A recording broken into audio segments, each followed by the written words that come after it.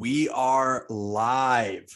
Welcome back to Let's another go, fellas. hop-in episode of the Mecca Banter Podcast. I'm here. Yeah, bro. Get the soundboard in. I actually need to order one. I'm not kidding. We have a firecracker of an episode tonight. We're going to get into our weekly segment of our weekly recap, as well as some fun topics that happened throughout the last couple of days in the sporting world. Some really, really big things. But before we jump into all of that, I'm Henry Wind. You can find me on Twitter at Henry Wind. It is a great day to be a Manchester United fan. I will say that loud and clear. Hoof, I'm going over to you, bro. What's up? I'm with you. It's a great day. It's a great day. Food's energy's just completely changed. Look, man, that's how it goes. You got to take the ones that you can get. And this one was so big. Yeah, at Young Yit on Twitter. I've been not as active, but you know, the jokes come and go. Doing well. Good, man. We've been so stoked for you all the last 48 hours. I think that all of us have like vicariously lived through you in that victory. We'll get to you in a second with that game. But Dobes, brother, we're gonna keep the good vibes rolling before we get to the other three. So how you doing today? What's up? It's a fantastic weekend. Arsenal dropped points, Liverpool dropped points, Chelsea dropped points. Can't ask for much more. It's your boy Dobes at CDobes10. As Hen said, another great day to be a Manchester United fan. Happy to be here, fellas. I'm happy to have you, brother. Coach Butchie man. How you doing, brother? Fellas, how we doing, man? You know, I'm chilling. I'm just glad to be back. I know I've missed a few episodes recently being busy with my coaching duties. So I am happy to be here. And I'm absolutely excited to discuss the topics tonight. I hope you guys don't roast me too much. You know, I'm honestly like, my self-esteem is gone. You know, like Liverpool's shite. I'm surprised you're here, man. I'm happy you're here, but I'm actually very surprised that you made it today. Yeah. You know, I'm happy I'm here too, man. And you know, Dobe saw me at the gym about an hour and a half ago, and I was over there lifting 30 pounds more than my normal weight because I was thinking about how shite our season has been as I was lifting those weights and doing those curls. Oh, that's funny. You know, just some 40-pound squats. Nothing like it, man. 40-pound squats. Yeah, you know. But yeah, I'm good. You know, it's great to be here, man. It's good to have you, my brother. And for our YouTube watchers, you're in for a treat tonight. Mr. Butchart got a new computer. He's looking fine as can be on the screen. Whoa, thank you, sir. Whoa. Nikki Hayflinger, what's up with you, bro? How we doing, boys? Clocking in. Another week as a Chelsea fan. I will say we did move up a spot in the table, so I'm pretty happy with that. We jumped to 9 over Liverpool. Liverpool is now 10th, so that makes me somewhat smile. You say another week as a Chelsea fan, like you're going at it week to week, waiting to jump ship when they like do something really bad. No, like I'm saying another week as a Chelsea fan, as in like another struggle through being a Chelsea fan right now in these hard times as where we're at. But I will say one bright star before we get into the recap was this man right here. So smiles here on this end. Yeah. Well, happy to have you, brother. And lastly, the loser of the weekend, which feels but also not fully a loser. The loser of the weekend, like I said, everyone, the loser. Mr. Arsenal himself, Lucas Winkleman. Check in, bro. How are you? You got Dyche. You got Dyche. What's up, gents? At LCW21 on Twitter. Yeah, obviously sucked dropping points this weekend, but thanks to my Spurs brother, they helped City drop points too. So it's I still feel good. You know, but we'll obviously talk about that game. We will. Fellas, it's great to see all of you. We're going to go into our weekly recap. Every episode, we pretty much start off our episodes with going over the previous couple of games, and this week is no different. So if you look at the score lines across the board, very few goals this weekend from our teams, but you know what? For the teams that matter, they got it done, even with a low amount of goals. So You know what? I think I'm already over Henry hosting because it's very biased. And I love it. I don't know what you are love it. talking about. I'm though. shocked you love it, Dobes. That was unexpected. We're going to start off with the 0-0 draw between Chelsea and the I'm not scared of Fulham, Full America soccer team. So Nick Hayflinger, 0-0, bright spot, as you mentioned, Enzo Fernandez, not only with the start, but played very well. But obviously all of your money spent couldn't get a goal. Talk us through that game, man. Yeah. I think it's kind of the same thing we've been talking about with Chelsea of late. A lot of boring play in the final third. And I will admit something that I've been denying from you guys for a very long time. You guys might be shocked by this, but I think this man behind me kind of proved you guys right. Mason Mount and Kai Havertz are nowhere near his level, and I think he showed that on the field last game. This is a big day. I'm so proud of you, bro. I'm being serious. I think they've lacked competition in those positions for a while, and they've gotten away with being subpar. And I think Enzo came in and brought a light to our team and kind of showed like this is what a world-class midfielder should be. And I think Mason and Kai need to have a big reality check. And I'm happy with all the new talent that we have coming in, because I think it's going to bring a lot of competition and hopefully light a fire, and hopefully one of them. Otherwise, I mean, I don't know. We'll see. But as the game goes, I think Fulham is very good. And a take that I had earlier in the season/podcast was that we would easily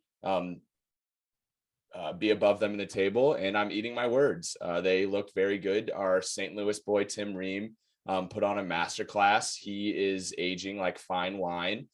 He can also play goalie apparently, so that's sick. But yeah, nothing in the final third for me seems creative. I think we're very boring in the final third. So hopefully some of the new guys coming in with like Zhao, I'm hoping Zhao brings some electricity back into our lineup. I think Mudryk had an injury, and which is why it was like an illness or a sickness. He wasn't feeling so well, and which is why he was taken off at half. So let's be honest, he yeah, was dog shit.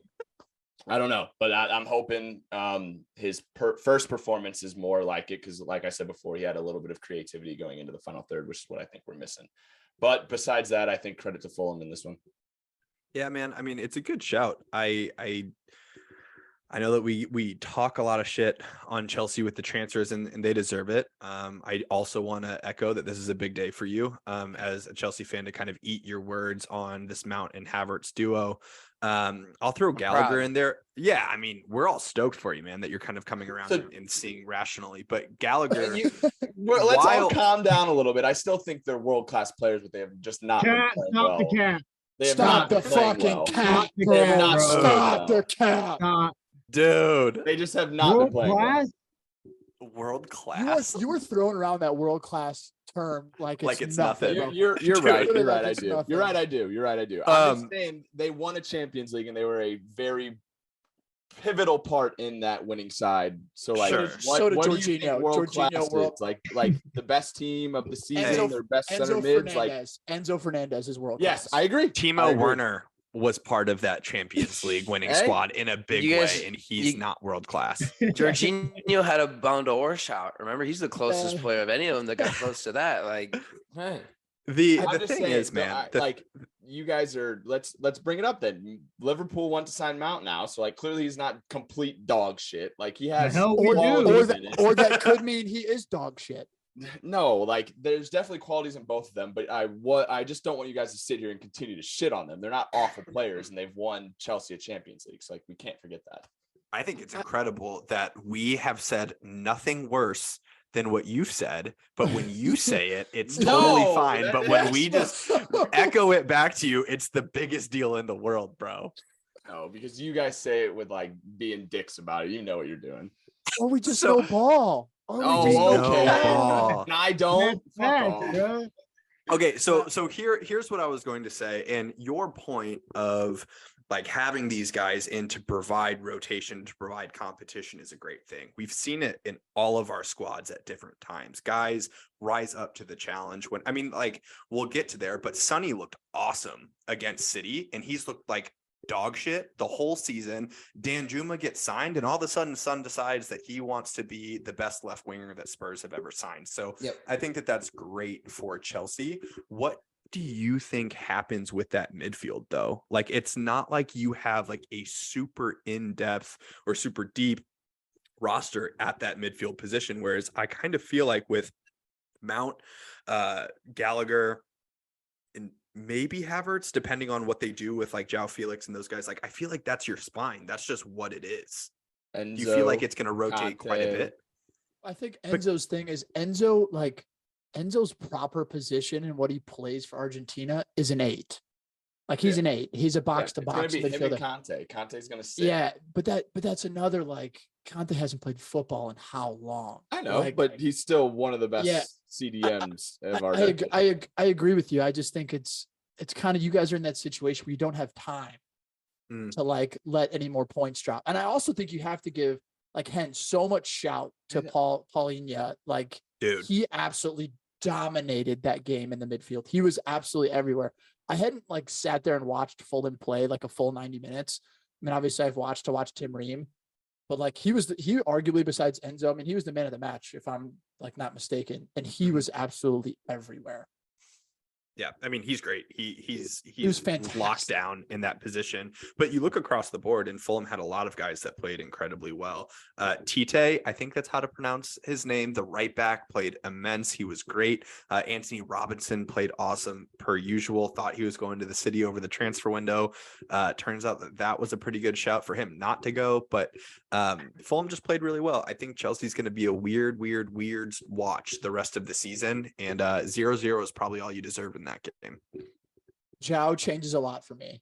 Like João, Yeah, João, 100%. I'm also thinking we're going to hopefully put a lot of eggs in our basket with the Champions League and have some good performances there. And I'm hoping maybe we can do something there, make a good run. So João is the 9. I think can completely change the way that you guys play because he's so much of more of a like get in behind, make those runs is to work.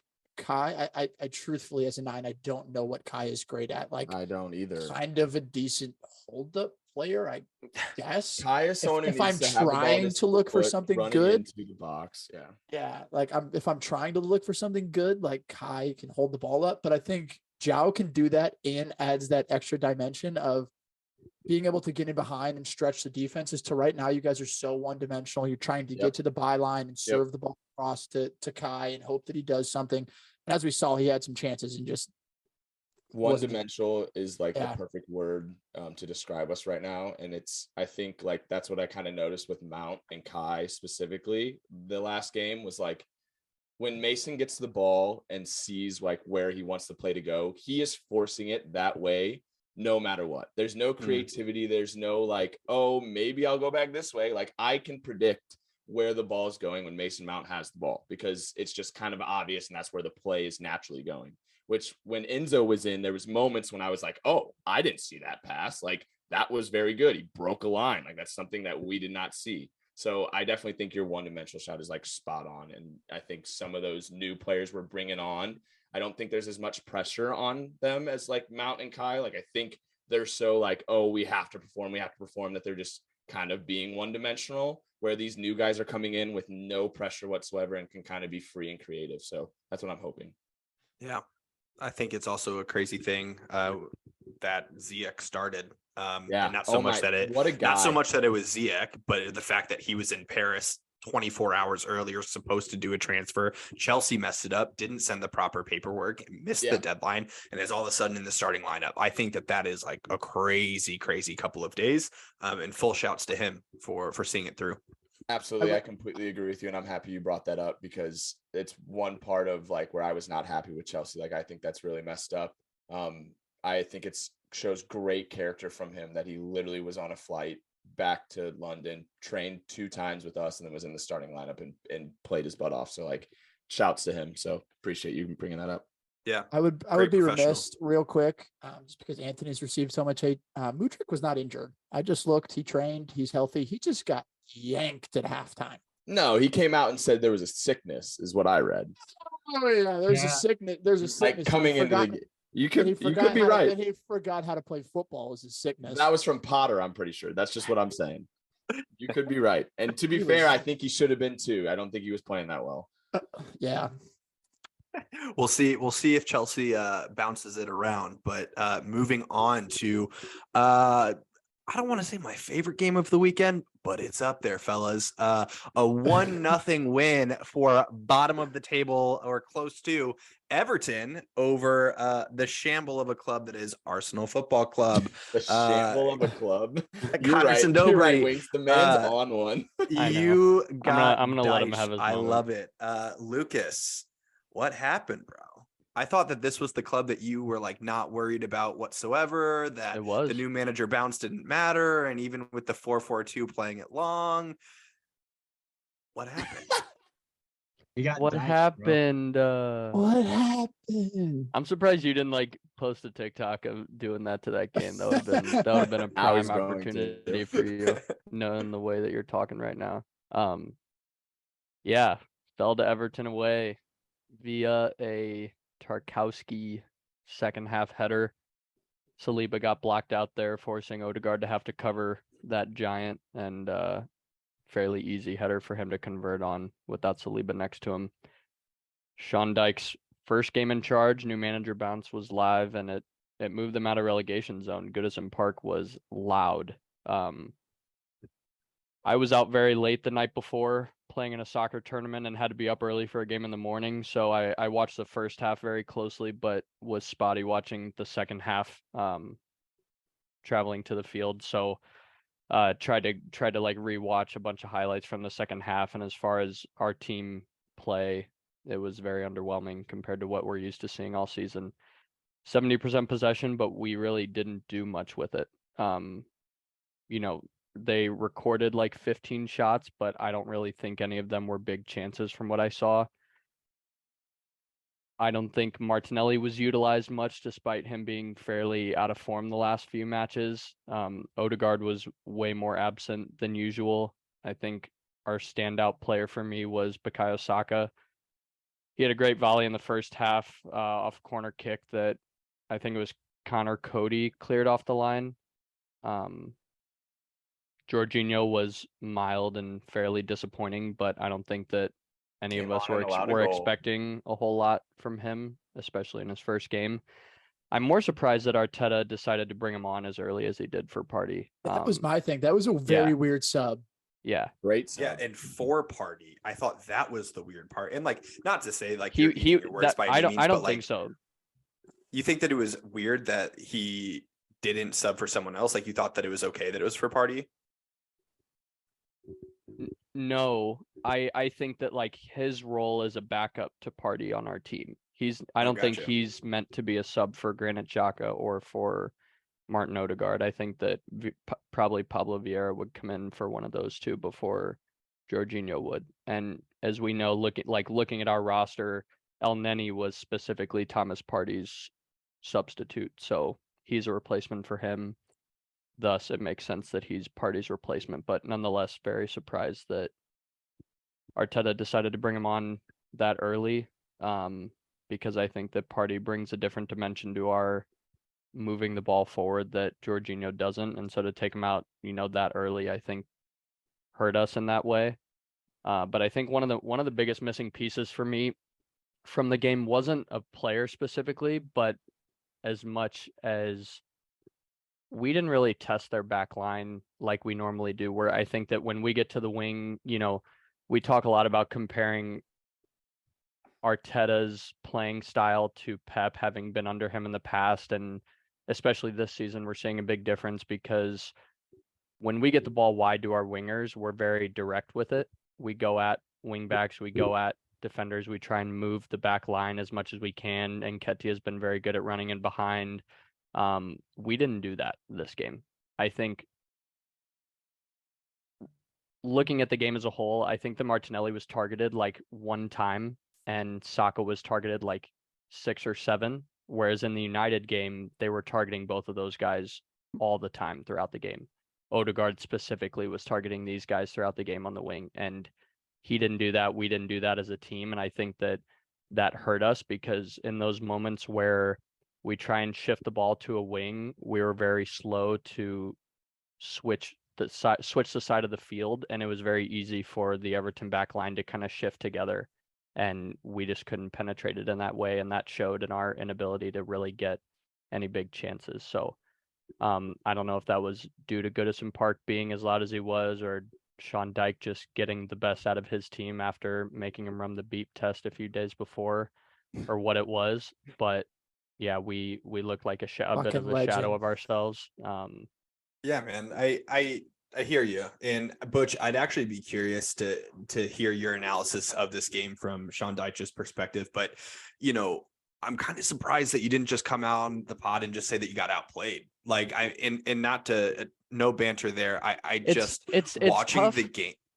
I mean, It's watching tough the game, you guys got beat to everything, every ball, Yeah. every like cross, everything. Like it really looked like Everton came out to play and Arsenal just didn't. And, you know, that happens sometimes, but I mean, Dobes mentioned this on Sunday, but it looked like the Arsenal of last year. Like it looked like the Arsenal that, you know, has moments of greatness, but can't string together a game. It just really felt like a game that I was out of balance there. Yeah.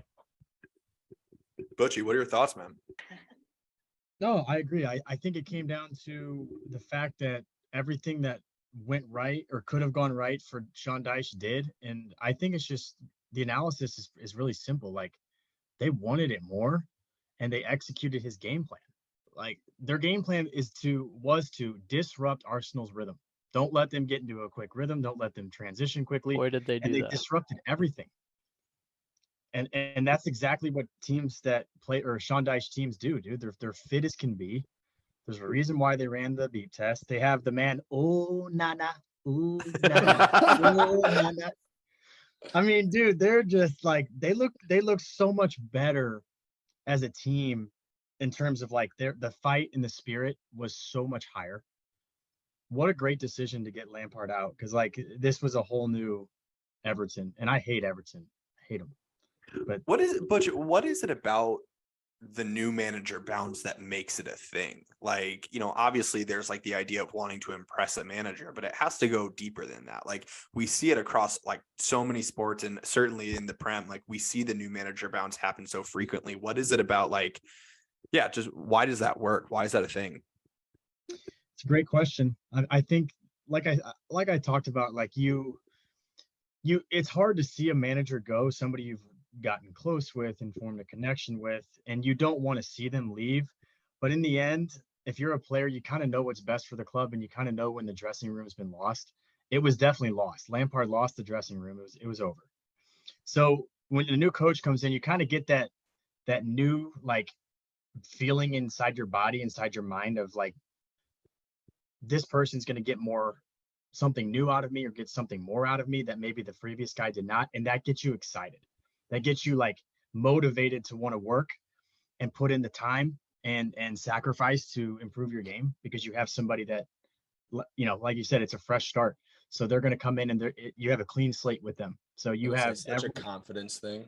Like your confidence can start from fresh now. Like, yeah, I'll pay. as someone who lost their confidence in soccer, like I feel like that is so huge when a new manager comes in and you have that clean slate where you can just kind of have a new mindset. It's interesting though, because Henry, you brought up a good point, or Butch, you brought up a good point as well, is like if you do have like a good relationship with the coach and like seeing someone leave, like if you do have like good ties with them, like having to reprove yourself is another like remotivating thing that I think helps with that new manager kick. You guys want to know something crazy? I was at this tournament, in between games, we all sit there and hang out and have beers and chat and stuff. And so Saturday morning, while the games were going on, I ran into this guy that I hadn't seen in forever that I played against growing up, and we were talking about the Arsenal game. And he was like, "You want to know a crazy fact?" And I was like, "Yeah, hit me." He's like, every I'm trying to get this right.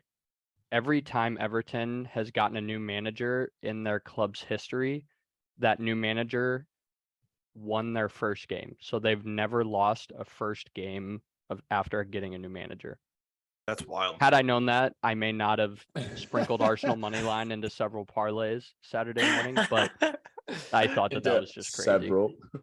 So it was interesting. Maupay, after the game, Rio Ferdinand was in the parking lot when Rio pulled Maupay over and like asked him, was like, what changes? He's like, what changed within the dressing room? What changes? And he was like, first off, he credited Frank Lampard. He's like, everybody within the dressing room respects Frank Lampard, respects the player he was, respects the coach he was. Not necessarily said that he deserved more time, but like very much was keen on what he was bringing to the table. And what he described when Dyche came in was that even in professional football, your starting spot, your spot is not guaranteed.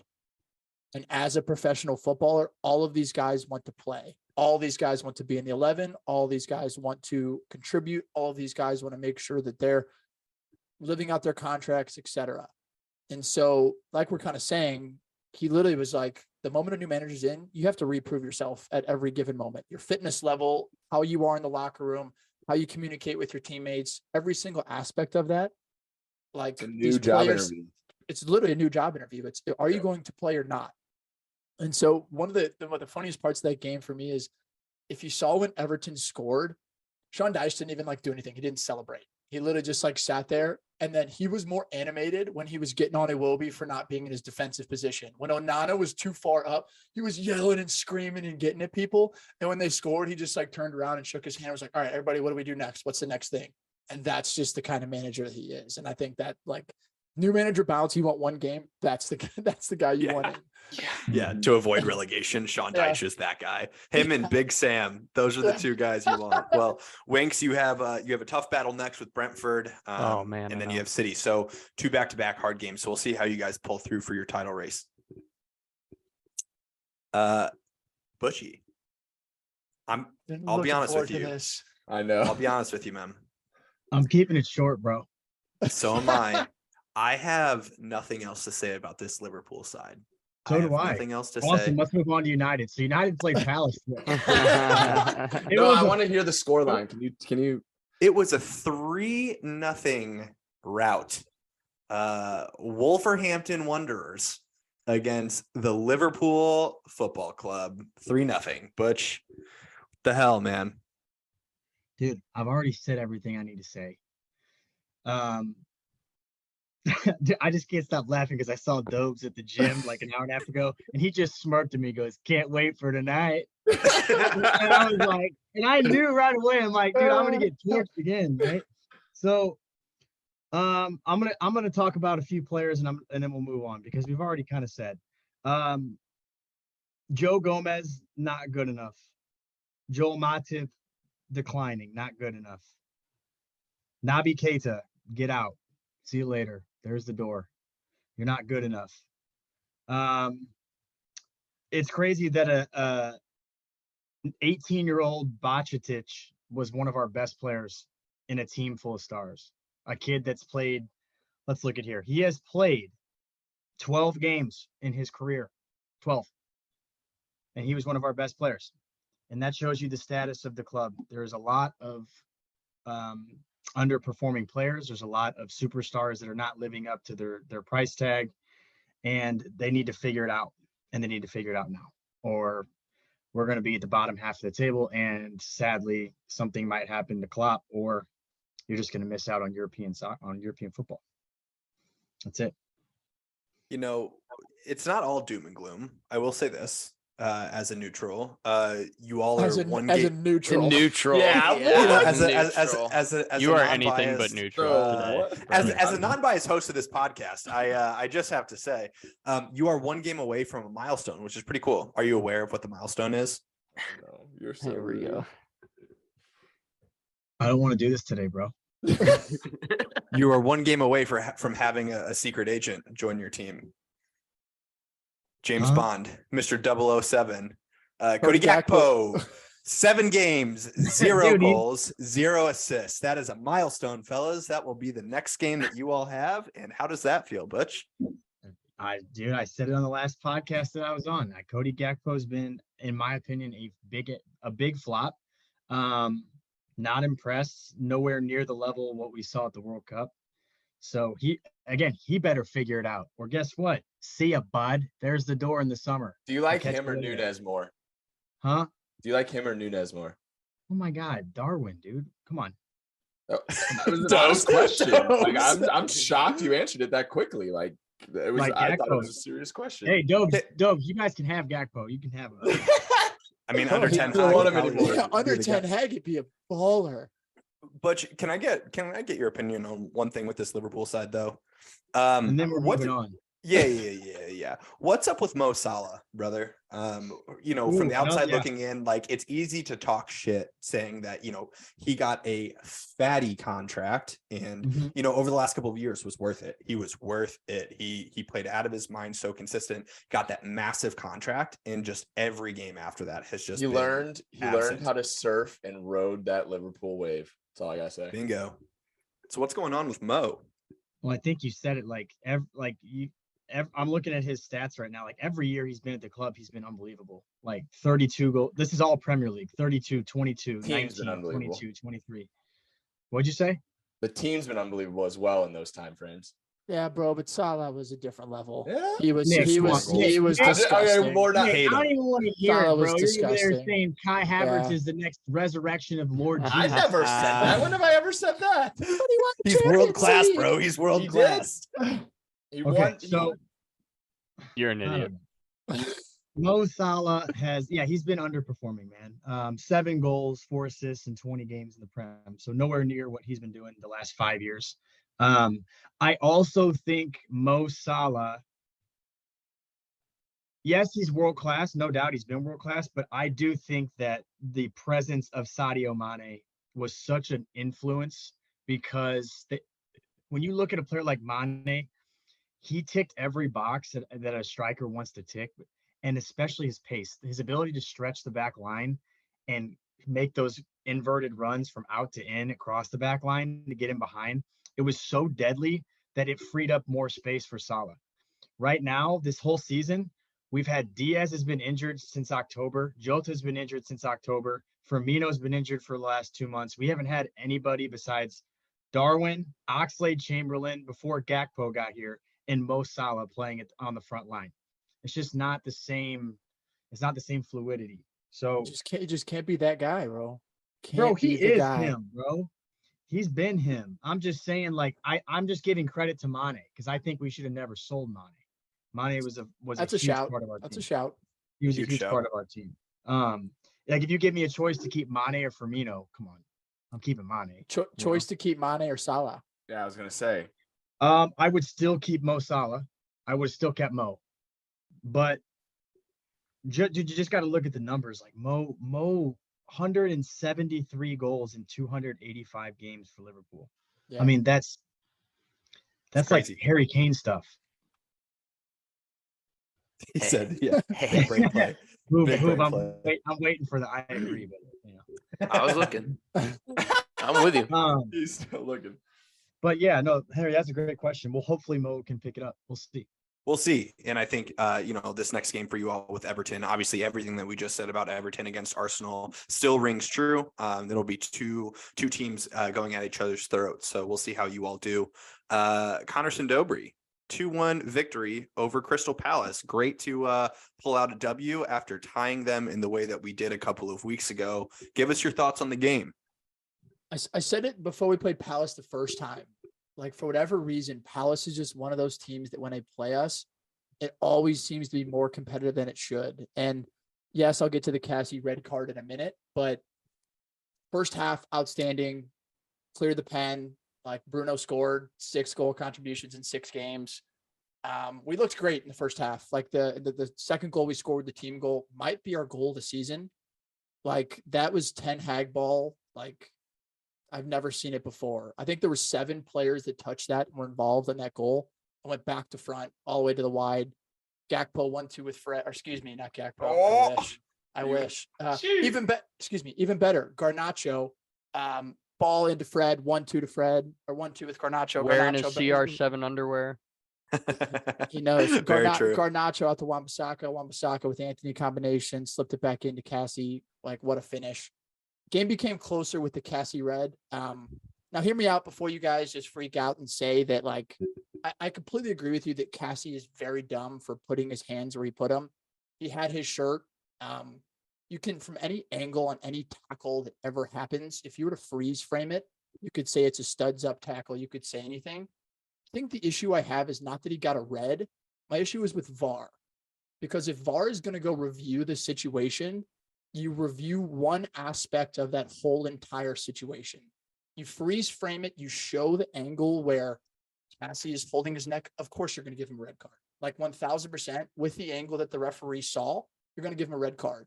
My issue with VAR is that VAR is meant to be quick. And in order to break down that entire situation, why not just take that entire situation to the end of the game? And if there's something that's bad enough, you have the ability to review that after the game and give cards afterwards. Because IU, it's happened multiple times, because IU did the exact same thing that Cassie did, but they didn't freeze frame it in that specific moment and show that. So that's my thing. And the interesting thing is, why not, like, if you look at 2 seconds after it happens and he has his shirt, they're hugging. Like, they're literally hugging. Like, in what way, if Cassie was strangling somebody, is he just going to be like, hey, I don't even care about you. Let me go yell at the referee. And so, like, I don't understand how in the entire situation, just the Cassie incident is looked at. The IU incident isn't looked at. Like, nothing else is looked at but that specific moment. And if you're going to freeze frame it, yeah, Cassie's going to get sent off. But why not freeze frame it for IU? Why not freeze frame it for the rest of the situation? And that's where the frustration came in for me, is how can VAR only do one aspect and not the other? Because that's where it doesn't make any sense to me. Yeah, Especially knowing that the refs are on your side too. It's right. Hey, but did we miss a thing. payment? Like, what's the word? But here's the thing. Like, that's the thing where people have come out and are starting to say that, like, yes, that offsides call against Arsenal probably wasn't an offsides. We got that call. So now all of a sudden it's like, it's a referee that's probably sitting, like, drinking a Coca-Cola and eating a cheeseburger saying, hey, wait a second, referee. Wait a second. You weren't going to call this, but wait a second. We're going to make sure that we come back and have you look at the one angle where it looks like Cassie's doing something fucked up. And that's where it pisses me off. It's like, he showed him the freeze frame of Cassie grabbing him and pulling him. And that was all that he showed on VAR. And that's what's frustrating, is because now we miss him for 3 games. Yes, it couldn't be a better 3 games that we miss him, with Leeds twice and Leicester. But at the same time, like, I think what's frustrating is we can't, like, appeal it, because if we appeal it and lose, it comes to a 4th game, which becomes the Carabao Cup final against Newcastle. So, like, it's kind of like a tough situation where I don't really know how else we can handle it, but just accept it. Yeah, I think that's like the way that we have to go. We have to take it on the chin on that. And we can disagree all we want. I mean, it is funny, like, looking at the for our YouTube watchers, it's, you know, behind me on my background is the actual incident itself. Never reviewed. Yeah, you can see Casemiro, like, with his hands on his shirt. But if, like, in this specific incident, if you don't know what's going on, you look like the main tussle's going on between Fred and IU. And then you could even look at Rashford holding the other player off and being like, what's he doing? Like, that it's away from the play, what's going on? And also, why is all this happening outside the field of play? It's just like, it's a weird thing to look at, freeze frame by freeze frame. What's with the exhale, bro? When are we're not ever gonna get a VAR that comes retroactively, bro? It's gonna happen in the game. It's got to change how that goes. Like, you can't ask for a retroactive VAR red. Like, well, yes, you can get a suspension in some things. Like, that's why VAR has flaws, because why look at Cassie but not look at IU? I'm not arguing any of your points, because I think you're right on a lot of it, but you're spin zoning a lot of it too, to be, Absolutely. you know, It's where's a red. no, He had his hands over his throat. His hands are on his neck. But so did and it's IU. wrong. Okay, Yeah. then he gets one too, but Cassie still deserves a red. But he didn't get one. But that's the thing. It's the inconsistency. It's the inconsistency. That's where It I is agree inconsistent. Inconsistent. We can, yeah. That's a good word to. I think the bigger point that came out of the Casemiro is Sabitzer made his debut in our most hectic 20 minutes that we've had the entire season, and looked like a seasoned vet. Like, he came in and looked unbelievable. He came in, the 2 tackles that he made looked fantastic. And now we're He's going to have to fun. rely. Now we're going to have to rely on him as a double pivot with Fred, or however we decide to do it. But the fact that he came in that, I think we genuinely, under Ale, under Ranić, under Jose, even, we lose that game. Like, we 1000% lose that game or tie that game. And the best part about it is, for so long for United, we didn't have that like siege mentality of like player gets thrown into the boards. Every single person runs around to defend him. And you saw that in the last 20 minutes with how we defended. First off, Dyche has to be one of the top 2 or 3 center backs in the entire league. Probably the best performance I've seen from him post World Cup. And he's that Argentinian like personality, is the leader of that, like, everybody together, everybody's moving forward. And that's just the culture that Ten Hag's built. And that's something we've been missing for a decade. Yeah, I mean, he was incredible. Martinez was fantastic. Anthony also had a good game on both sides of the ball. We have come onto this podcast and we have talked about like our frustrations with how much he slows the game down.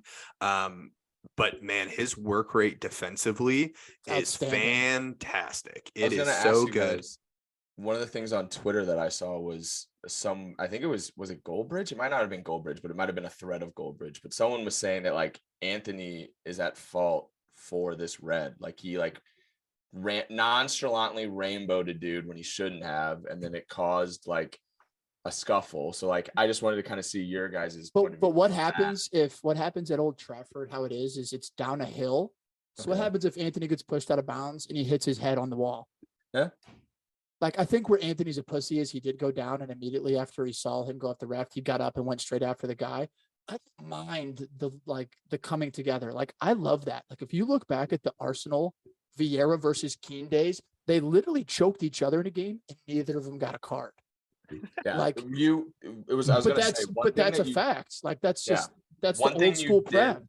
One thing you did with this argument is that I thought you did really well and is so true is like VAR. Like VAR is so shit. And I think we all can agree on that. And it is very inconsistent. I completely 100% agree with you. So I give you props for that one because I think your take on that was spot on. Everybody in the world knows that's a red if you show that one angle of Cassie. It's just if you're going to give him one, show the angle of IU and it's matching reds, or it's just don't give a card to either of them. Give a card to Anthony and the other dude, and let's move on. Like, but can't have your hands around someone's throat though at any point. No, that screenshot's gonna live forever because it's so funny. It's so funny. It's like Darth Vader. But so I was mentioning that Anthony, his work rate, defensively is great. He's so frustrating when he loses the ball when it feels like he shouldn't. But I think about like Rashford last year, for example, and we all know he was miles off of it. But there are times that he would lose the ball and then just like walk. He would like stop and it wouldn't be there. Anthony, every time that kid loses the ball, he is on his horse getting back, putting in tackles and like putting the people under pressure, which I love to see. Sabitzer, like I'll also give him his shouts. But it is funny watching, Lindelof and Maguire coming on the field in the 88th minute, 87th minute to clear some headers. That's the role that they have, and that's what's happening. So we have Leeds, and Leicester coming up next, and I hope that it's 3 wins. It's what it should be, but we'll see with Leicester. With Leeds' new manager Bounce. We'll get to that a little bit later. I don't know about Chris Armas as the new manager Bounce. The USA, what was it, New York Red Bulls? We know all about him with Manchester United, ladies and gentlemen. He was Ragnick's assistant. But on to the last and what I will call most exciting game of the weekend. We have Mr. Andy Hoover talking about Mr. Tottenham, Harry Kane and the Tottenham Hotspurs 1-0 victory over Manchester City. Lay it on us, Hoove. Where do we start? What do you want me to hit on first? I'll hit on any of it. Dude. Players. No. Hoove, you have to start. You have to start with Emerson Royale. You have to start with Emerson Royale, bro. I signed the apology form. I signed it. All Spurs had to do was buy a world-class right wing back to replace him for him to show up and play a little bit to the worth that I guess we paid for him. So he was immense and he looked good with the ball going forward. He was tracking back the best of them. I mean, he had Grealish. Guy was pissed. Guy was just dragging his feet and trying to get anything going. Complain more in a game. Oh my because God. of He Emerson. complains a Yeah. lot. Yeah. And he complains a lot, and that's fine, and that's who he is, and like that's how he's best sometimes is when he gets fouled, whatever. Oh, he got $100 million. Dude, and he was completely muted, not a part of the game at all.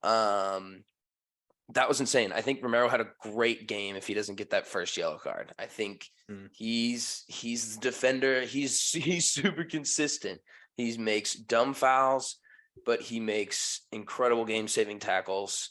I think he provides really good cover for Dyer. Has the right side of the field feeling comfortable. I think there's a lot that comes out of a center back's play that's positive. He's an idiot. He's just a complete freak sometimes and does things he shouldn't do. But I love that. So, Harry, the all-time scoring leader in Spurs history, albeit with not a lot of other accolades, but that's something that's still an unbelievable deal. Like, I have no other frame of reference to Spurs before, whatever year I started watching, but I do remember having a conversation in the gym locker room when he scored in his first Europa League game and me being like, this kid's going to get washed out and we're not ever going to see him again. Like, he's a slow brick of a touch white English guy who has an English tax that they're going to pawn off to Blackpool in the championship. And I could not have been any more wrong at all. So it's been super dope being a Spurs fan for the entirety of his career. Like the goal he scored in the North London derby. Like, I watched almost all 327 goals today. And his first ones in the White Hart Lane against Arsenal, the cross box one into the side netting, and he had the mask on and he runs like gross. Those are some core those are some core memories. Like those are heavy, and like everyone that I know and see online are like, he's Mr. Tottenham. Like, Jimmy Greaves is the best player that they'd ever had. And, the geezers will tell you all about him. But I think he's unbelievable. And like, it's cool to be able to watch him. And I think the Spurs need to win an FA Cup to keep him. And then we're in dreamland. So, things went well. I think they played City well. It was a Conte special. And he wasn't on the sidelines. I was going to say, Conte special without Conte. Yeah, Conte special from the hospital. We talked about the new manager bounce, but like I feel like that was also a bounce as well for and that one for sure. On the sidelines is like a motivate. Like they wanted to like prove it for him. Yeah, they weren't losing a position, but they were motivated as a team. And there's videos of Harry getting a phone call from Conte immediately after walking into the dressing room, and he's like, "I am so proud of you. Like, you make me so proud. I'm so proud of the boys." Like there's unity in the locker room. Everything else that's negative with Spurs almost always happens above what's actually happening to the players. So it's so dope to see these games because, you don't get them all the time. Like City could have scored a bunch. City had good opportunities. Hugo played well. But Spurs could have had 3. Like it was a prime counterattacking, high press when you can. Hjorberg played well, and I trash talked him within the first 5 minutes of the game. So I'm willing to eat that one too. Sometimes he frustrates me, but sometimes he's immense. Yeah. You guys all watched it too. I know that FOTMob isn't everything, and player ratings aren't everything. But just for reference, in the Chelsea Fulham game, Mark Cucurella registered a 7.7 on FOTMob, which is crazy. The man is not torched. Good. There's only 2 players in all of Spurs' starting 11 that registered higher than Mark Cucurella, who was dog shit, which was Højbjerg and Kane. And Spurs were great. Front to back, awesome. Like Mhm. Emerson Royale, truthfully, I mean, we started this segment with it, but he was incredible. It was a 7.6 rating. I was like, what could have the guy done more to, get a higher match rating? He was fantastic. Sonny had a 6.8 in the game, which he was great too. It's one of his better games of the season. So I think the ratings sometimes, are irrelevant, but Spurs definitely passed the eye test on that one. Henry been playing too much pro clubs. Dude, I'm the I'm player out. ratings.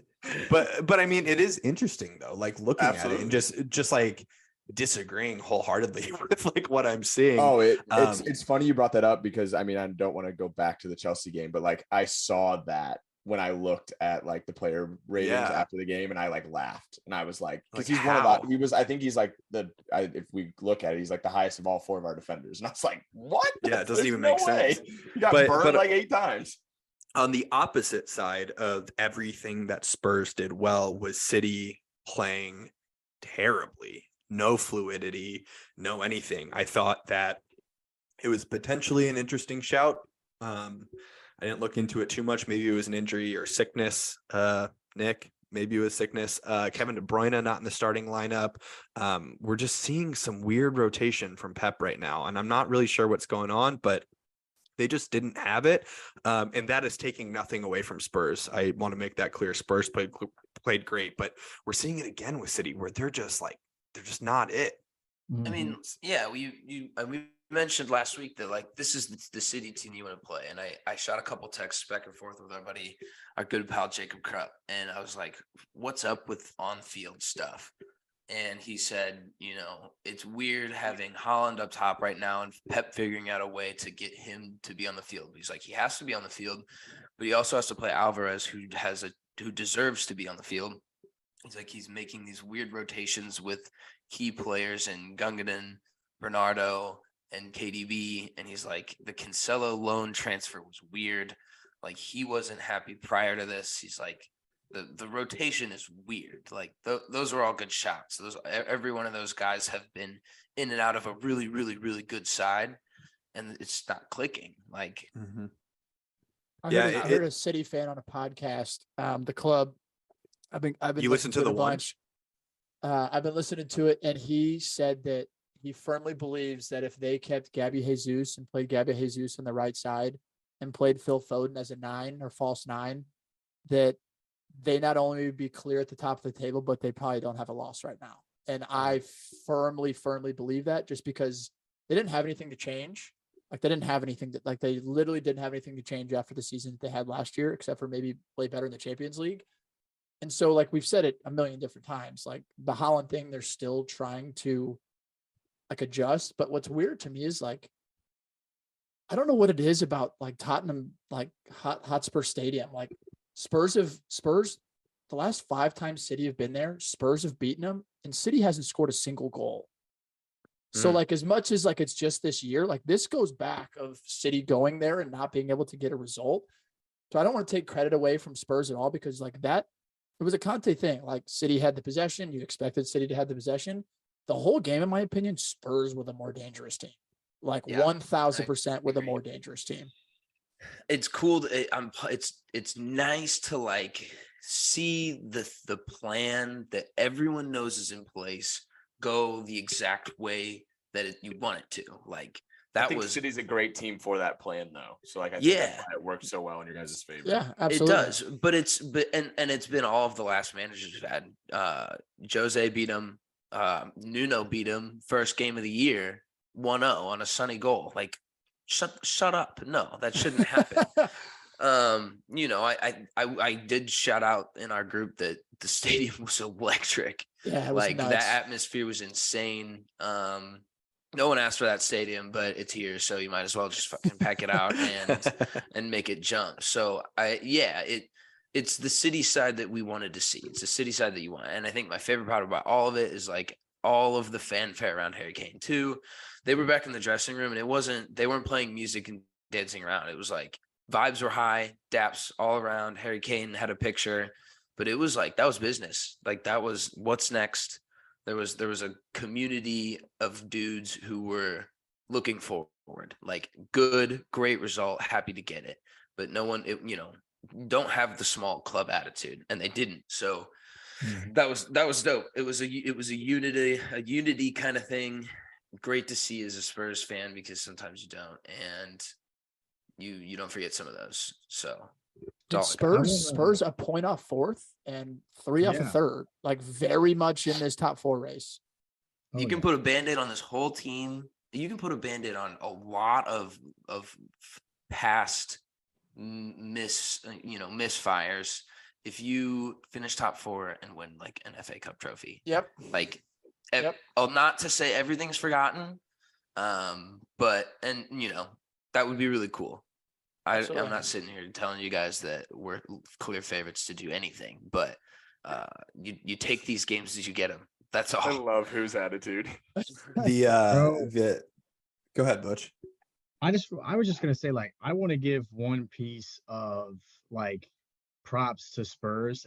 As much as that pains me, Hoove, your club has a big win and you're a fantastic bloke. So I'm gonna give you the benefit of the doubt by saying Rodrigo Bentancur is him. Bro, he's him. I would literally write a blank check if he could play at Anfield. I swear to God. I'd say, give me him right now. Here's 80 million. Give him to me right now. He is unbelievable. Yeah. Unbelievable. I could agree more. No, I'm with you. And I think he's growing into being on the team and fitting with the guys around him. And dude, with Uruguay, like, he was the best player on their side the 2.5 games that they played until he got injured. Yeah, by far. So I think that, sometimes class transcends through whichever team that you're playing in. He's one of those guys that it's going to be, he'll find a system that he fits in. He's going to play great. What a great pickup, man. Like, Conte's amazing business. That's what I wanted to say. Like, that was amazing business by your club to get him and Kulusevski. Yep. Those huge. Unbelievable. Could they maybe be muddled in some financial fair play issues with Juventus? Potentially. But not as of now, though. Not as of now. We still have a sporting director. We're good. We're good. This season's gonna count. Well, I think, Connor said it this morning, but it's amazing what a win can do for your weekend. So the rest of you all, maybe you'll join us next session with a win, but for the 3 of us, it feels pretty great. So to our listeners, thank you for listening to our weekly recap of the games, brought to you by our fictional sponsor today of EA Sports FIFA 23 Pro Clubs. They don't sponsor us, but wouldn't it be cool if they did? So Hootie hoo, shout out to them. Moving right along to the big topic of discussion of the new week, even though it's only Monday, it's still a huge bomb drop this morning of Manchester City being found guilty of over 100 breaches of financial fair play over the last 8 years. That is a 4-year-long investigation, all coming to light this morning. To kick us off on this discussion, Connor Sindobri, what do you have for us? So I'll give a quick breakdown of like sort of the situation as we know it, like today. And then super interested to sort of let you all give your takes on like what you guys think about it. And then I'll be happy to give mine at the end. But for those that are listening that like don't really understand financial fair play, like I'll just do a brief synopsis of kind of what's going on. So first off, it's like Manchester City have been charged with financial play rules. It's exactly 105 breaches that they're being charged with over a 9-year period. It started in 2009 and goes all the way to 2018. So like financial fair play, essentially think it's designed to ensure clubs pretty much spend what they earn. You get around that by potentially like inflating how much you're earning, hiding how much you're spending, which is what City's accused of. Like according to the Premier League, Man City allegedly broke this rule over 9 seasons and haven't allegedly provided accurate financial information. They also allegedly did not fully disclose financial payments that were made to one of their managers, as we now know it's Mancini, over a 4-year period. The Premier League also alleges that Man City didn't comply with UEFA's financial fair play rules over a 5-year period. They also allege that Man City have not fully cooperated with the Premier League's investigation. Now, I looked at sort of something else to kind of break these down into groups. I listened to something great by Matt Slater from The Athletic. He's their senior football news reporter. And so specifically, these 105 allegations can be broken out into 4 groups. So the first group relates to City's accounts being wrong over 9 years. And that is because the Premier League essentially is querying all of Man City's sponsorships that have happened during that time and essentially saying they're not legitimate or of fair value. So you can break that down. That's about 50 of the charges. The second is specifically about Roberto Mancini and the fact that they're saying that he was receiving side contracts by people in the UAE and thus was hidden and not on the Man City books. The third set of charges are around Man City complying with licensing requirements to play in Europe. So truthfully, I haven't dug too much deep, but essentially think of that as your books have to be legitimate in order for you all to be able to play in European competitions, Champions League, Europa League, whatever they may be in. And the final one, actually, what's interesting, it takes it up to this current season, is actually that they actually didn't comply with the Premier League. There's rumors of holding documents, et cetera, and purposely obstructing the investigations. As of today, Man City, of course, as we all expected, came out and denied all of these accusations. Now, I think the really interesting part of all this that's going on is within the Premier League handbook. The handbook actually hands the power over what will be 3 people that will oversee the disciplinary matter. And the punishments that are potential are actually, it's very interesting because it's not like there's a chart that says, okay, Man City broke X law, X thing, that can actually say what the specific punishment could be. So this is 100% unprecedented territory. We don't exactly know what can come of this or how severe the punishment will be. There's rumors of a series of financial fines, point deductions, relegation, even the potential for stripping of trophies, which I'm not specifically for. But all of this situation has never been seen before in world football. And I think truthfully has the ability to sort of change how we view FIFA fair play moving forward. So extremely curious to get your guys' thoughts on how you think this plays out, what you may see or what you may want to see if all these things are true, what punishments you guys want to see City get. So super curious as to what your guys' thoughts are here. What a great way to start. Yeah, man. Our Mondays. I loved waking up to this information. It put a smile to my face.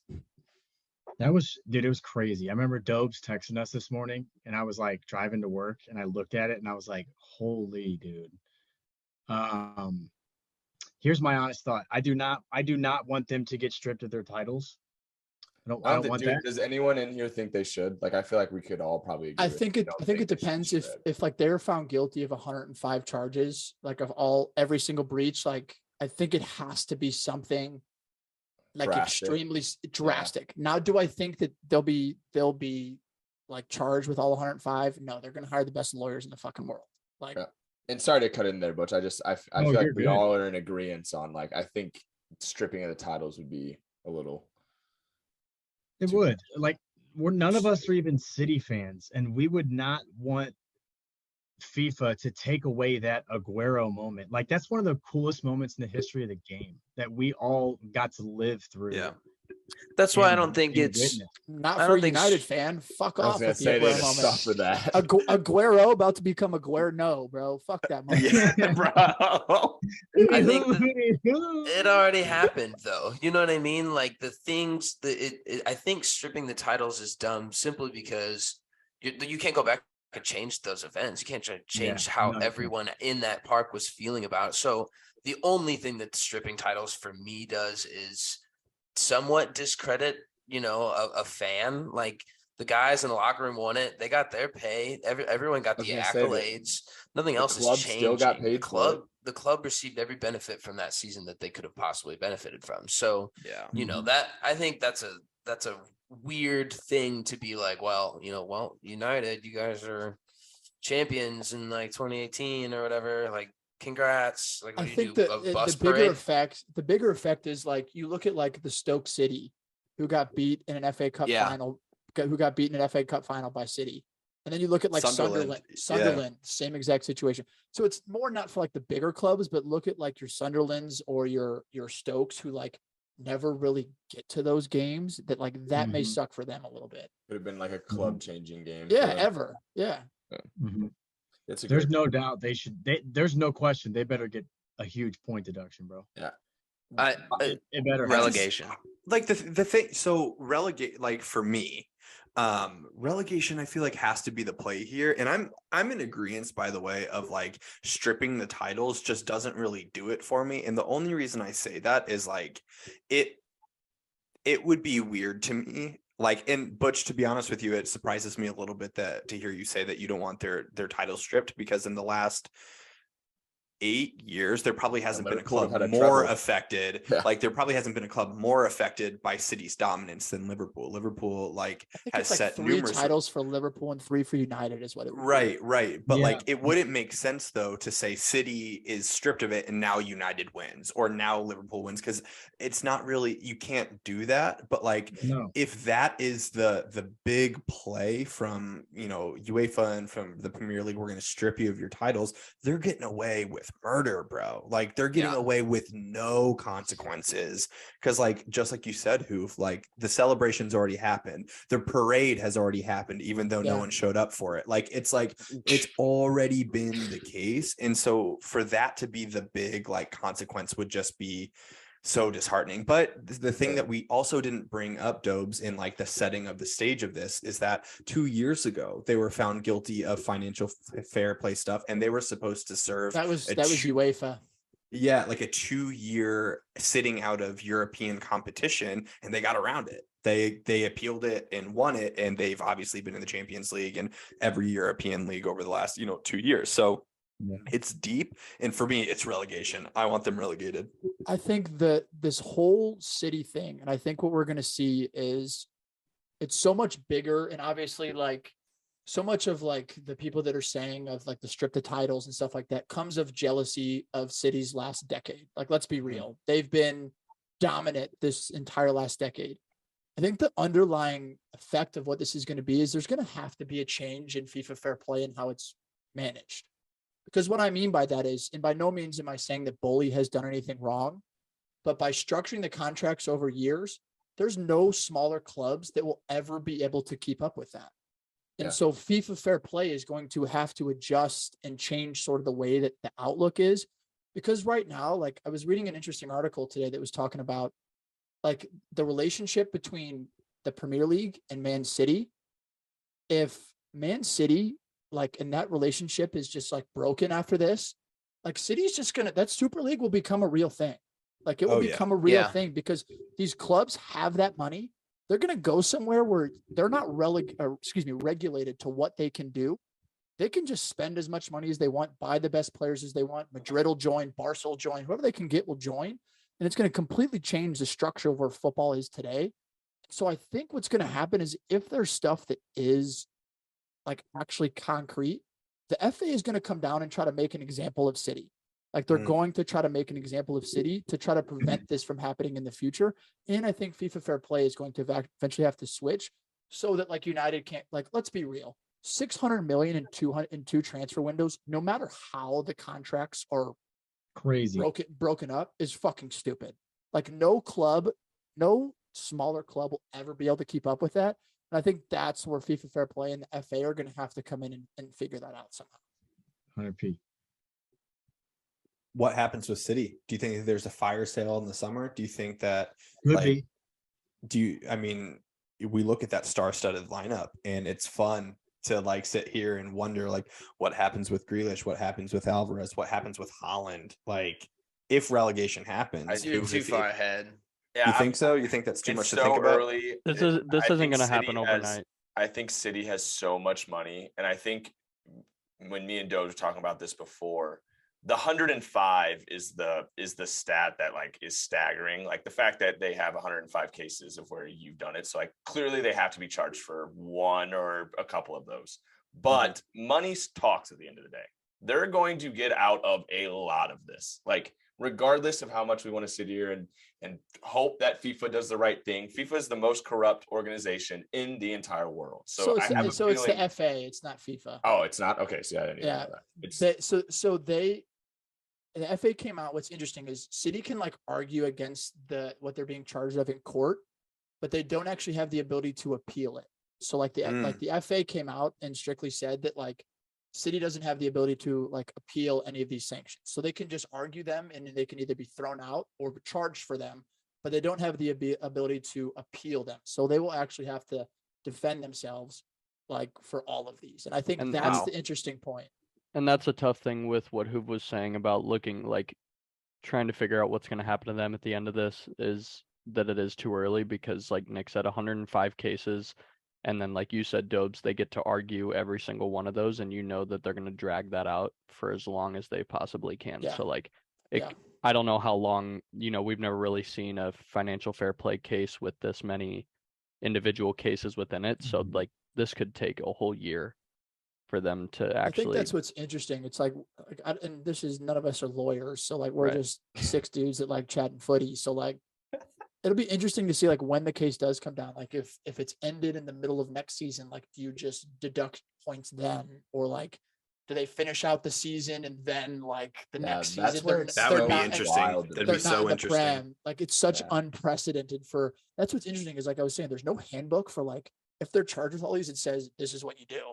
It's Mhm. up to this committee of people to decide like how strong it is and what they want to do with them. And we won't, How much of an example they want to make. yeah, how much Yeah. of an example they want to make a city. Dude, right? it's still the FA, but Nick, you're right. Like at the end of the day, I don't think anyone in football's we're not talking about the straightest edge folks here. So I'm thinking like my sports brain, my majors coming in, and like just the money if City were to get relegated, that a lot of not even just them as a club, they would lose money, but just like the Premier League itself, I think would lose money if Viewership, City was yeah. in it. And Well, I don't think they well, would allow it. That is an interesting thought, and again, I don't know everything about it, but I think Tifo came out with an article like a couple of months ago about like Manchester City's revenue and like the fallacy of their revenue.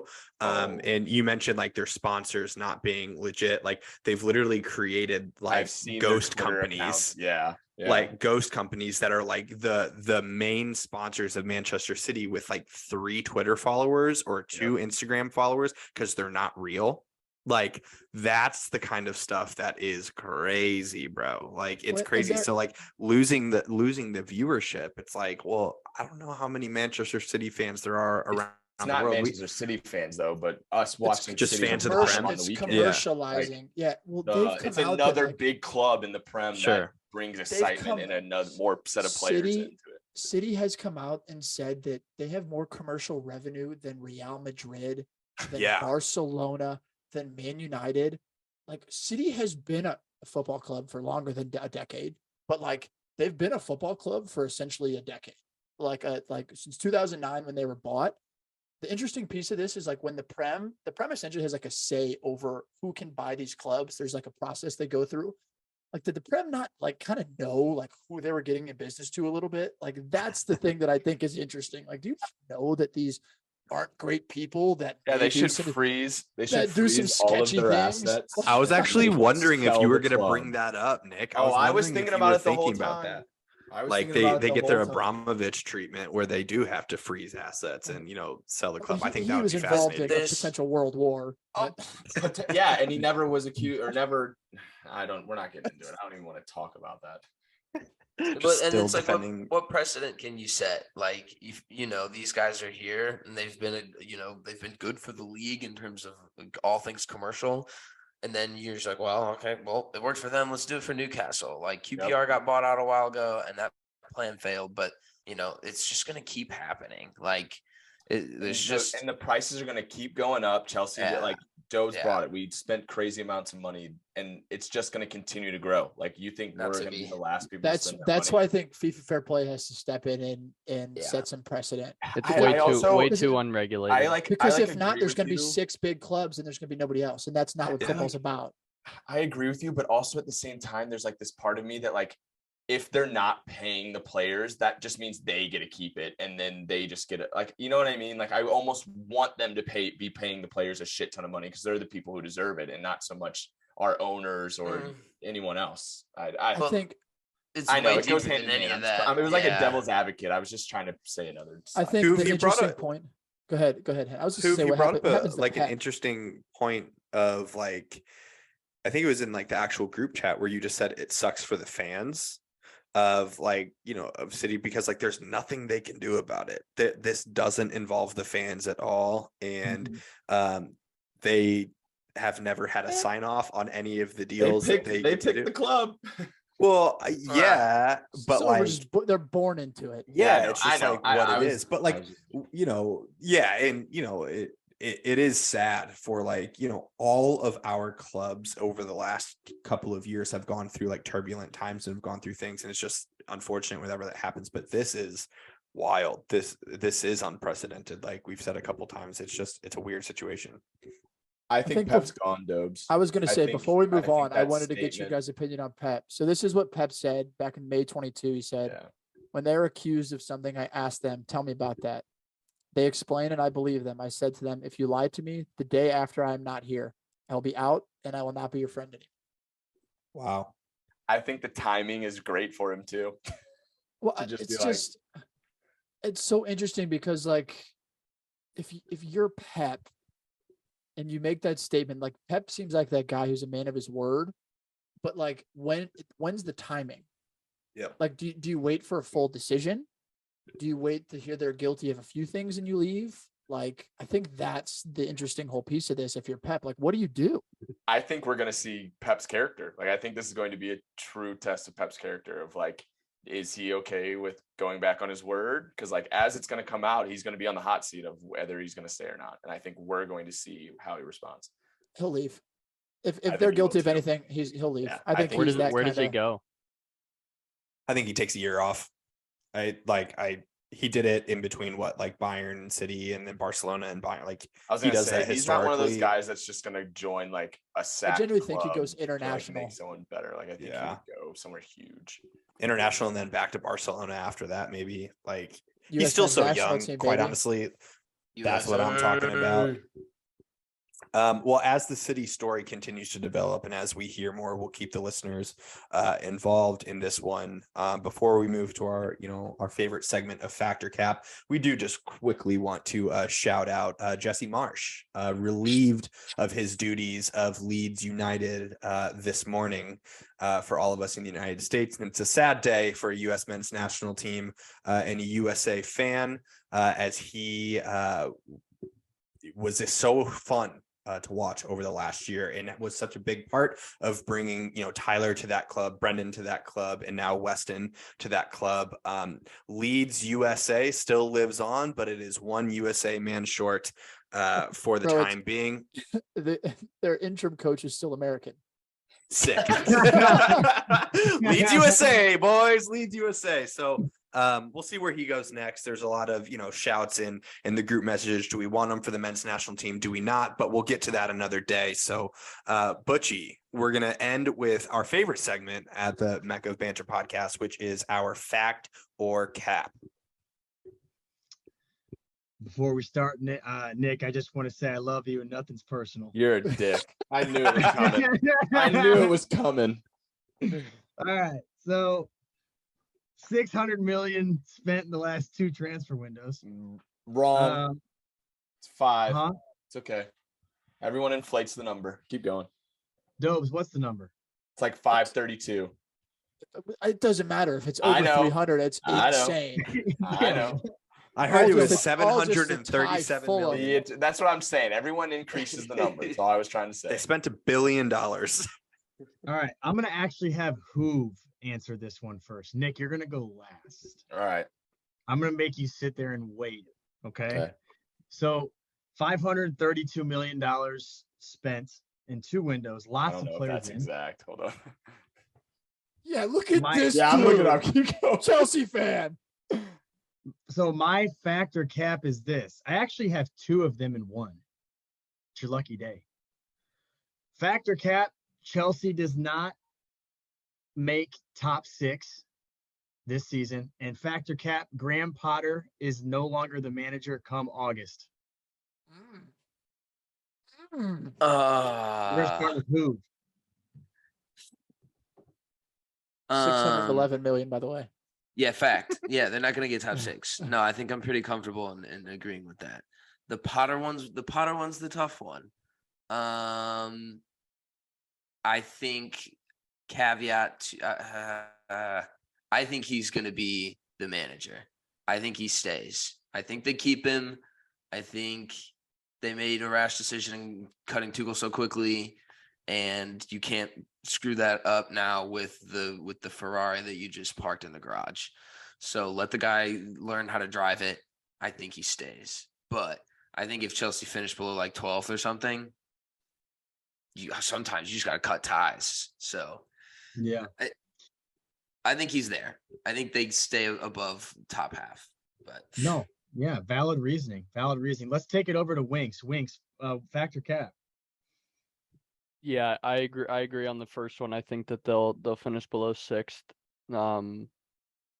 Still getting back from injuries throughout the rest of the season, and though all those new signings and players coming back from injury needing time to build chem together, I think is going to be a big piece, but it could also be a coin flop outside of top 4 for sure. But as far as the deal with Graham Potter goes, I agree with you, Hoove, but for the sake of being different, I'm going to say no because of their history simply with how long they keep managers around, especially if they're doing poorly. So I'm going to say he's gone by August. All right. Let's take it to Dobes. Dobes, what's your thought? Factor cap.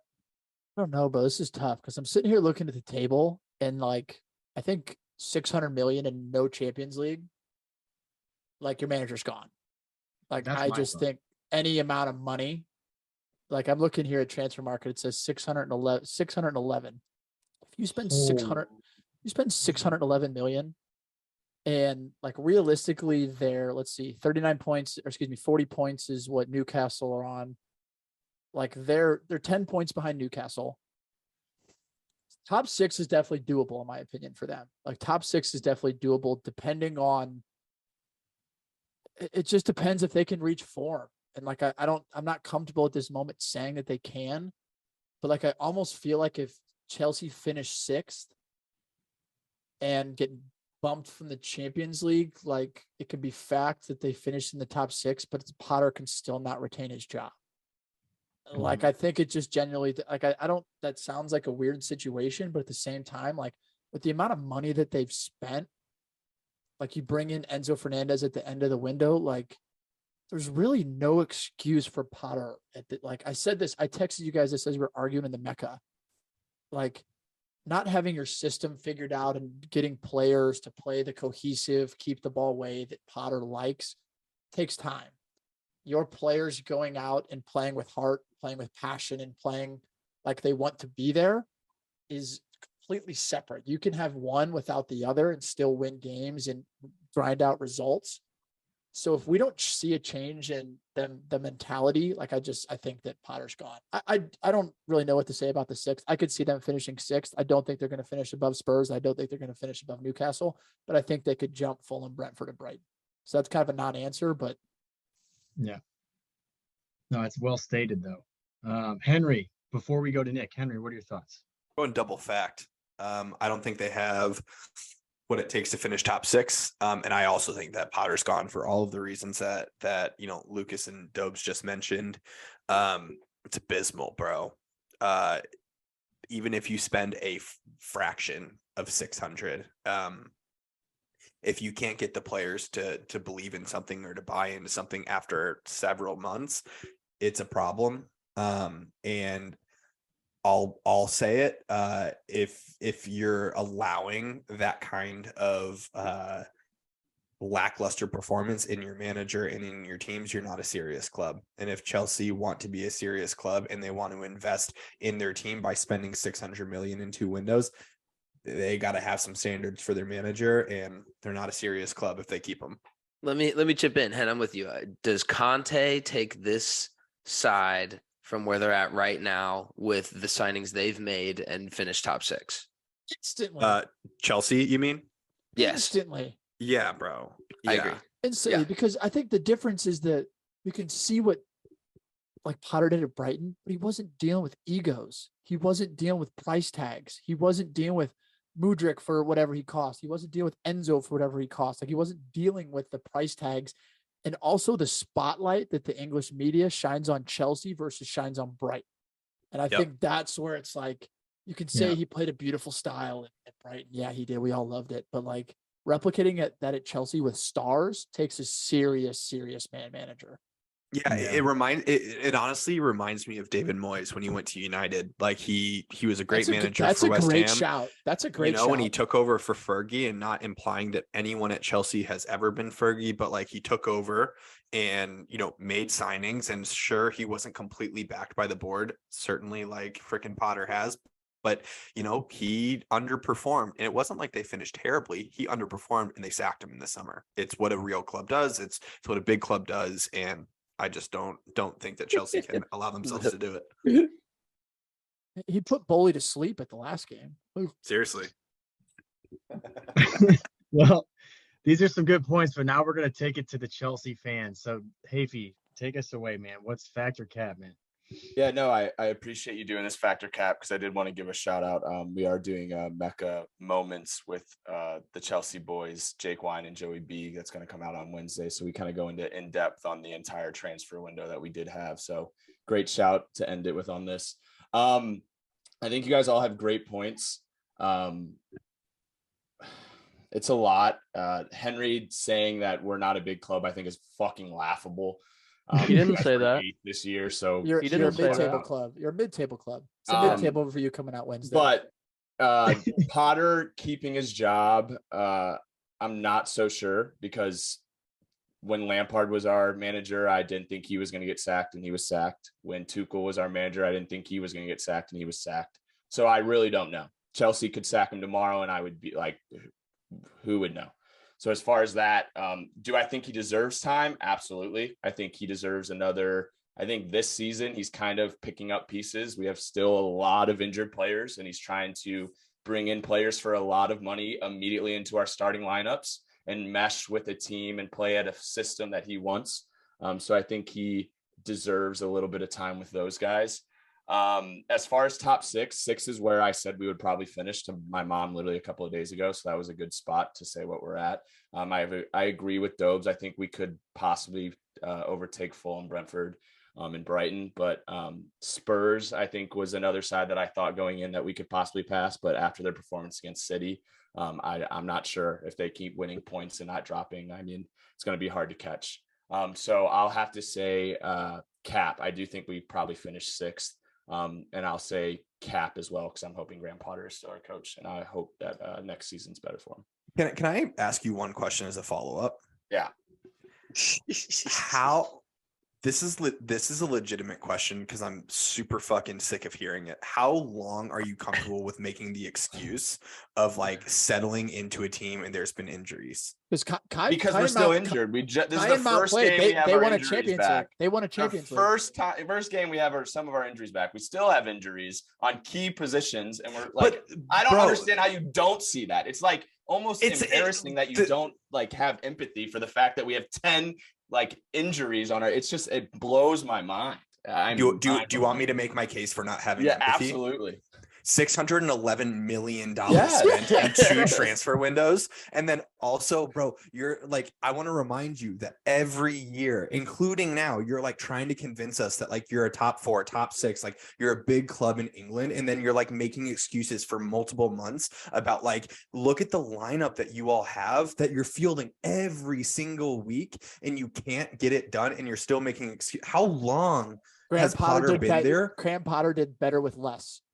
Dude, and like the thing is that like Tuchel came in, what did he do? He immediately turned it around and won a Champions League. That's what a real strong manager does. And like Graham Potter just isn't that. So how long are you going to like keep making excuses for it?